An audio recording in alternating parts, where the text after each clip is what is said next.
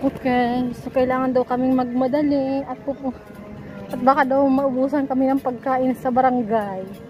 So, for today's video, kararating ko lang from Longchen Hospital. Nagkuha ko ng gamot ni Ama. So, pagdating ko, pahinga konti. Diretso naman kami ngayon sa barangay para sa feeding program. Alam mo yung mga senior citizen nagpapakain. So, at dahil ang alaga ko is active sa mga ganyang activities, so ito kasama na naman.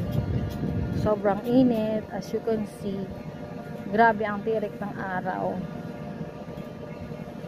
Hindi naman ako nagbablog. Gusto ko lang i-share sa inyo yung ano ko ngayong araw na to. Super init. So, ewan ko sa alaga ko. At pagkatapos doon namin kumain, pupunta kami ng bangko at mag-withdraw siya. So, para daw may pera siya kasi wala na daw siyang pera. So, sana all pa-withdraw na lang. So, that's it.